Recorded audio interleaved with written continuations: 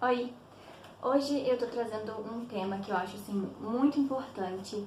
Ano passado eu tive uma dificuldade com uma gatinha que eu resgatei, que iria para adoção, mas eu descobri que ela tinha felve, então eu resolvi ficar com ela. E eu fiquei chocada porque quando eu tive, o contato com a gatinha tendo felve, eu vi que muita gente não sabia o que era felve, não sabia o que era FIV, inclusive tutores de gatos não sabiam o que era. E eu achei isso um absurdo. Eu acho que assim, a informação tem que ser disseminada, a gente precisa falar sobre isso, as pessoas precisam saber da existência dessa doença, do quão séria ela é, da gravidade, porque é uma doença que não tem cura, mas a gente também precisa deixar claro que isso não é uma sentença de morte sempre para os gatos e que não é porque o gatinho tem essa doença que ele mereça, ser sacrificado. Então eu acho que é um assunto muito importante. Então, assim, se você conhece alguém que tenha gato, alguém que goste de gato, que possa vir a ter gato algum dia, ou qualquer pessoa que goste de animal, goste de saber sobre essas coisas, compartilhe esse vídeo com eles, porque assim, é de grande importância para a saúde de todos os gatinhos possíveis que você compartilhe esse vídeo para as pessoas ficarem informadas a respeito do que é a felve. Eu não vou falar sobre a FIV, porque eu não faço veterinária, não sou veterinária, eu faço biologia, consigo entender um pouco de como funciona esse vírus, então eu vou explicar o que é a felve. Não vou falar nesse vídeo a minha experiência com a felve, mas eu vou contar o que você pode fazer em relação a ela, como eu tive como fazer. E em outro vídeo eu vou contar a minha experiência. Então assim, deixa seu like, compartilha esse vídeo, comenta, se inscreve no canal e vamos lá, porque esse é um assunto muito importante.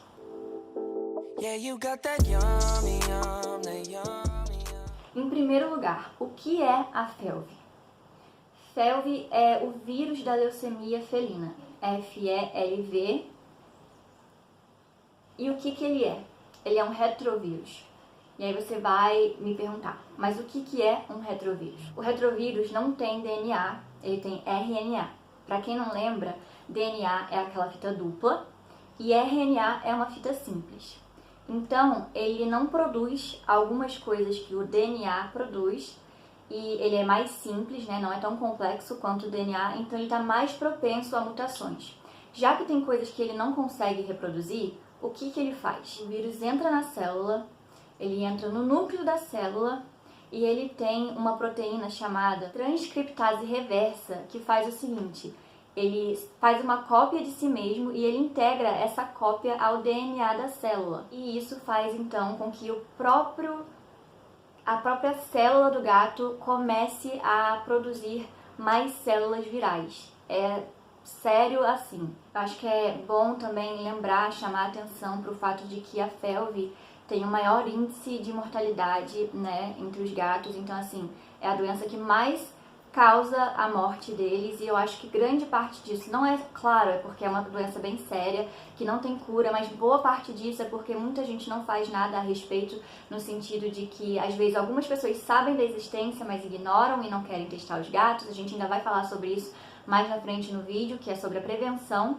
e pela ignorância de realmente as pessoas não saberem, não terem acesso a essa informação. A felve tem 4 subtipos. Eu aprendi isso tendo a minha gatinha, isso não era uma coisa que eu já sabia a respeito, não sabia que tinham 4 subtipos. Tem o subtipo A, o subtipo B, o subtipo C e o subtipo T. O subtipo A é o tipo de vírus que todo animal que tem o vírus da felve vai possuir. O subtipo B está muito ligado a surgimento de linfomas, que é câncer, e a leucemia. E mais ou menos 50% dos gatos que têm o vírus da leucemia tem o subtipo B. O C é o subtipo mais grave. Eu não sei dizer se ele é muito raro. Tem algumas pessoas assim que são veterinários realmente que nunca lidaram com um caso de um animalzinho do subtipo C, mas o subtipo C, infelizmente, era o caso da minha gata, que é o tipo mais grave da felve, e assim, é muito provável que um gatinho com esse subtipo venha a óbito. Por que é tão grave? Porque nesse subtipo C, o animal faz anemia aplásica. que é quando a medula óssea não consegue mais produzir células sanguíneas. Já o tipo T, eu não sei muito a respeito, eu sei que se parece um pouco mais com a FIV. Transmissão, como que acontece? Por meio de saliva, né, gotículas de saliva, qualquer secreção do animal. Então, saliva, urina, fezes e sangue. E isso também é uma coisa que a gente tem que prestar atenção, porque para gatos trocarem gotículas de saliva é uma coisa muito fácil, porque eles estão sempre se lambendo, né, para se limparem, então é uma coisa assim muito fácil de distribuir por aí, entende? Por isso mesmo que a gente diz que os gatos que são felv positivos não podem ficar com felves negativos. Porque se eles dividirem a caixinha de areia, se dividirem o pote de comida, de leite, é muito provável que o seu gato negativo, que é o gato saudável, vai entrar em contato com o vírus. Não quer dizer que ele vai ter, não quer dizer que ele vai desenvolver a felve, ele pode fazer um aborto, o sistema imunológico dele pode ser bom o suficiente para expulsar isso, mas ninguém quer correr esse risco, né? E o que a felve faz? Por que ela é assim tão grave? Ela entra na corrente sanguínea do animal e ela vai se multiplicando de maneira absurda e ela chega no sistema linfóide do gatinho. E o órgão em que ela vai causar maior estrago nesse sistema é a medula óssea. É aí que mora o perigo. Por que eu estou dizendo que é aí que mora o perigo? Porque se você não tem como produzir células vermelhas, nenhuma célula mais, né? Porque é a nossa medula óssea que produz as células sanguíneas, você não tem mais também sistema imunológico praticamente, você não tem mais defesa. E muitas vezes a gente trata os gatinhos com felve com transfusão sanguínea.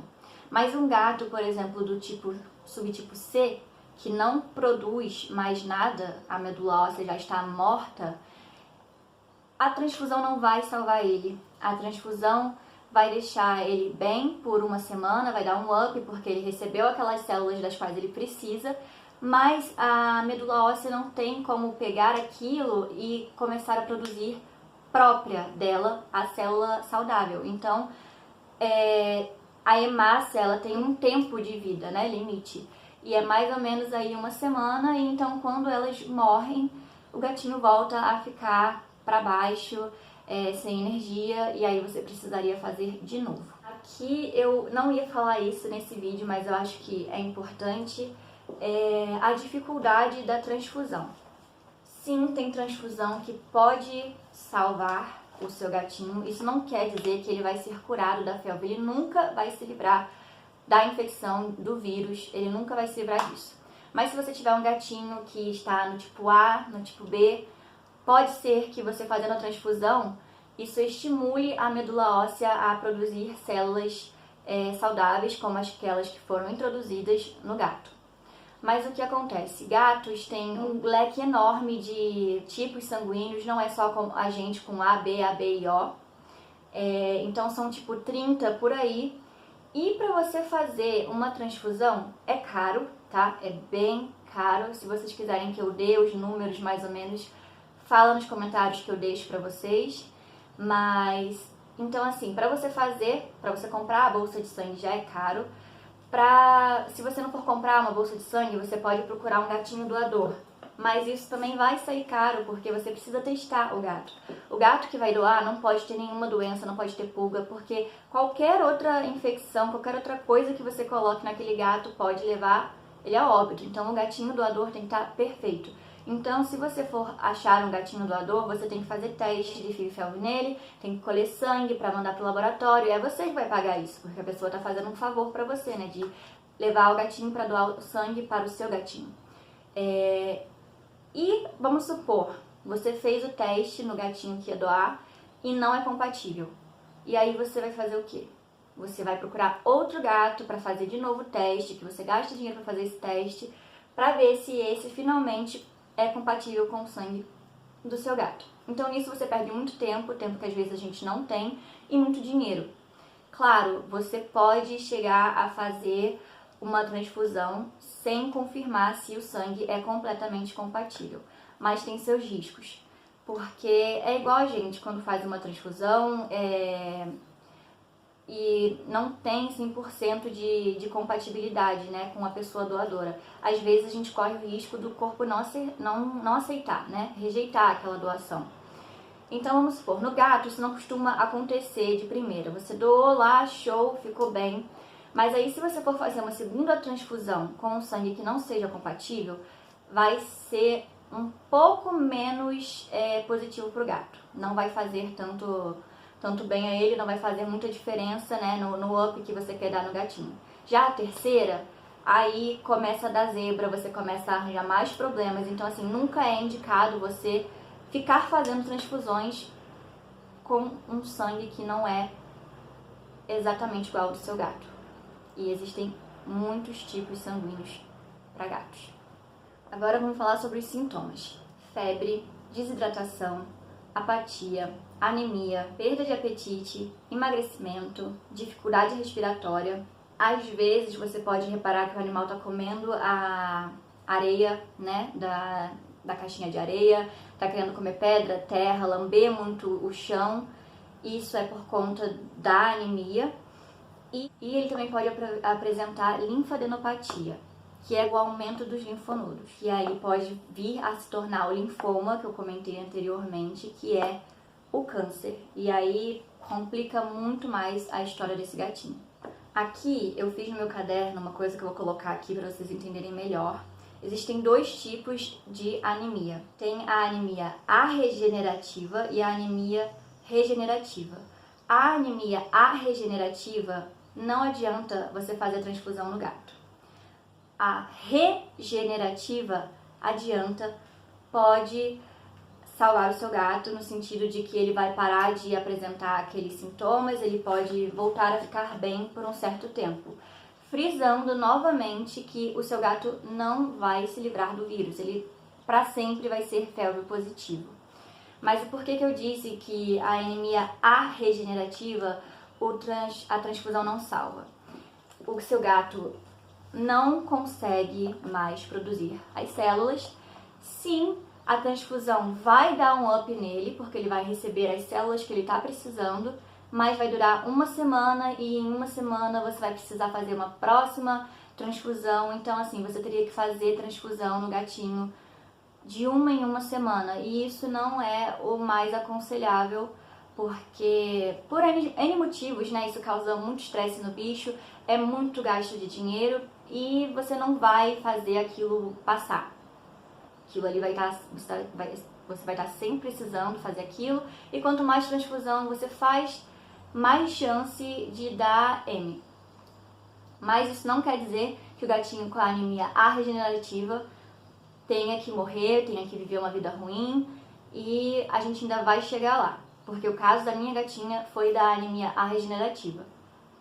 Eu ainda vou explicar a minha história com ela. Por um momento eu achei que poderia salvar a vida dela a transfusão sanguínea, mas fui explicada que realmente não, já entendi, então agora eu posso passar para vocês como uma pessoa leiga também, que acho que às vezes é mais fácil de entender.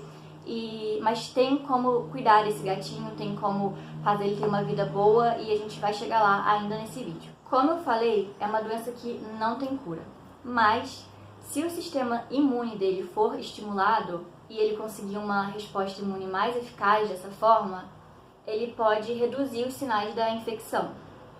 Então ele vai voltar a viver como se fosse um gatinho saudável. Mas, novamente, eu sei que eu tô falando isso toda hora, mas é que eu preciso frisar. Ele nunca vai deixar de ser um gato felve positivo. Então, vamos lá. O que se faz no caso do gatinho arregenerativo? O que você faz para cuidar de um gato felve, que é uma doença que você não cura? Se você descobre que você tem um câncer, você não fala: ai meu Deus, pronto, eu vou morrer, acabou, e... Não. Você não deixa aquilo ir piorando e tal. Você faz cuidados paliativos, né? E pode ser que cure, né? O câncer, às vezes ele some. E é exatamente a mesma coisa que a gente faz com o gatinho. A gente não vai sacrificar o gatinho por causa disso. a gente faz cuidados paliativos para proporcionar uma vida mais confortável para esse serzinho. Os cuidados paliativos são exatamente cuidar dos sintomas que ele está apresentando. Então, assim, o que eu estou querendo deixar claro é que o diagnóstico de FeLV é duro, como eu sei que é, mas isso não é o fim. E o que eu quero dizer com isso é que, vou ler aqui, né, para poder me expressar melhor. Não é porque o seu gato é FeLV positivo que a vida dele acabou, que ele não pode viver uma vida boa, dentro de algumas limitações, óbvio, né? Muito menos que ele deve ser sacrificado por isso. Gente, isso são, assim, outros 500, né? Esse lance de sacrifício, de eutanásia, mas prosseguindo. E eu digo mais, gatos com FeLV também merecem um lar, uma família, carinho, aconchego e amor. Não os abandonem. Não os abandonem, não só porque esses gatos vão estar na rua e podem estar espalhando mais a doença. Não os abandonem porque não é justo um serzinho que está debilitado, que precisa de ajuda, que seja abandonado, sabe? Você não vai abandonar um bebê que precisa de cuidados. Por que você abandonaria um gatinho com FeLV? É um desafio, você precisa estar preparado mentalmente para isso. Mas assim, abre seu coração para esses animais, eles precisam muito da gente. E fica aí o meu pedido. Eu passei pela perda da minha gata com FeLV, eu sei como é difícil, mas assim, é incrível a relação que a gente cria com eles e ver, sabe, lidar com essas coisas. A gente tem que saber, a gente é capaz de cuidar desses animais, então por que a gente não cuida, né? Fica aí para vocês pensarem. Agora, finalmente, sobre a prevenção. Para prevenir, você pode castrar o seu gato, porque isso vai desestimular a vontade dele de sair para a rua, de brigar. Porque na rua, não só encontrando os gatos e brigando, mas ele está sempre propenso a entrar em contato com esse vírus da FeLV e de várias outras doenças, né? Ele não vai estar completamente seguro. Não que em casa sempre esteja completamente seguro, mas em casa é muito mais seguro para o animal do que ele andando na rua, né? Já foi até comprovado que gatinhos que andam pela rua vivem menos do que aqueles que ficam sempre dentro de casa. Outra coisa é testar o seu gato. E eu digo isso porque, meu Deus, quanta gente eu conheço que tem gato e que nunca testou o animal para FIV e FeLV. E mesmo depois de saber da existência, continua não testando, falando: eu já tive gato o tempo inteiro, sei lá, esse gato tá comigo há uma eternidade, esse outro também, e nunca teve nada.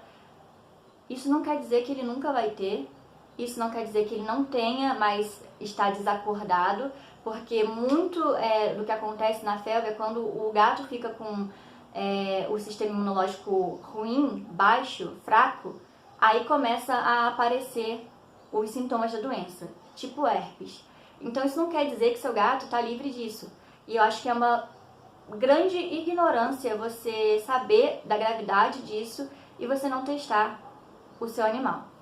Outra coisa para prevenir é não juntar os seus gatos antes de fazer o teste, né? Porque vai que você pega um gato que tem FeLV ou FIV e você coloca com o seu gato que é saudável. Aí você já condenou o seu gato saudável. É possível sim ter gatos saudáveis e gatos FeLV positivos na mesma casa, mas nunca no mesmo cômodo.